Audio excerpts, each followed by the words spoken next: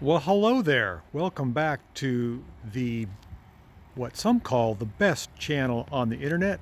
This is the Two Stroke Turbo YouTube channel. My name's Mark, and you'll see my shop dog Stella soon. I know where she's hiding. And we are looking at a FJ60 Toyota Land Cruiser. Kind of an awesome vehicle. I'm charging the battery here. Kind of a unique problem with this thing. Lost spark, was towed in, and there are no parts available.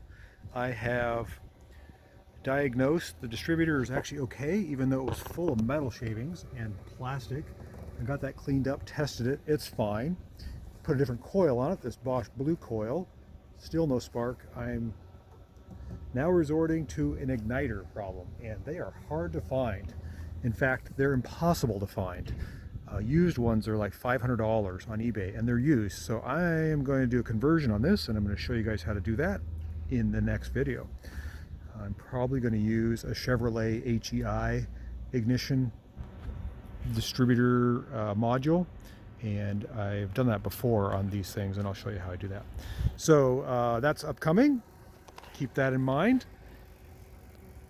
The other thing we're doing next is spark plugs on a 2008 Kia Sportage with a V6, and the whole intake manifold has got to come off to get to the rear spark plugs. It's a major job. It's got a misfire number 5, and we are still working on the Peugeot. We are working on multiple cars here. We've got the mystery microvan is getting a new carburetor with an electric choke. I can't wait for that. I'm going to pull the dents and straighten the frame on that Honda Accord. We've got Electra, the electric 5-speed Ford Escort, and we pulled out the Singer today. The Nash is typically my winter car because it's got a roof on it. You can see the roof there, it's a hardtop. And the Singer, my summer car. And you know what? Let's just check out the interior of, oh, I see what's going on in here. Does anybody else know what's going on in here?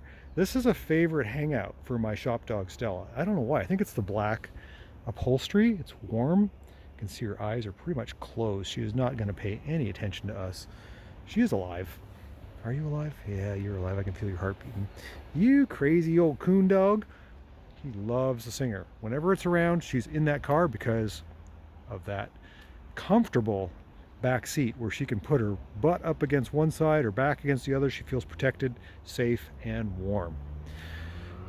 Okay, that's enough for cars in the lot. What are we doing right now? We've got about an hour before closing time, and I really want to get this done, so I'm going to show you what's going on here. This is my digger. This is the newest piece of equipment I've ever purchased in my life. It's a 2023 QH12R. It's a it's a Chinese clone of probably a John Deere or something. It's gas powered. It's 420cc. It's called a Rato engine, R-A-T-O, and I don't know why. It's a copy of Honda or something. And I've got it all apart. The carburetor is hanging loose. The pull start is hanging loose. I need to get to these starter bolts. That one where my middle finger is right there, and there's another one a little lower. This is what the starter looks like on a Rato engine powered QH12. And the reason the starter went bad is I accidentally left the key in the start position. Like there's off, on, and there's start. And I somehow got the key stuck in the start position while I was running it. My fault. It was loud. I had headphones on. I didn't know it. I burnt the starter up. And I find that I don't like using this machine without a starter. The pull start works fine, but you got to pull your arm off. It's a high efficiency, low emission, fuel efficient 420. It actually doesn't have hardly any exhaust smell. I'm pretty impressed with it. I've done some mods to this thing already. I put in all new hydraulic fluid, cleaned out the filter, the screen there. I put on a hydraulic thumb, which is this part right here,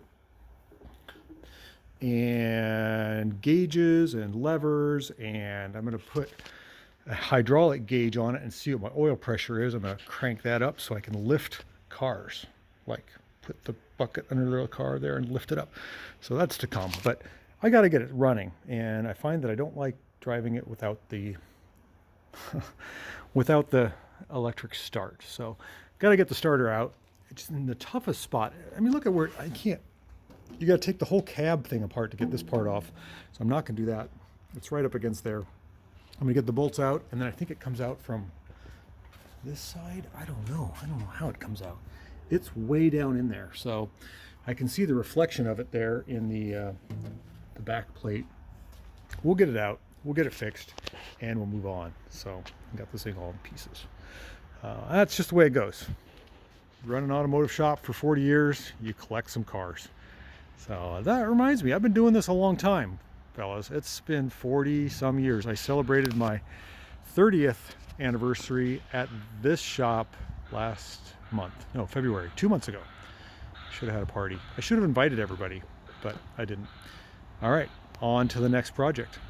Let's finish something. Let's make something run. Have a great day. Bye-bye.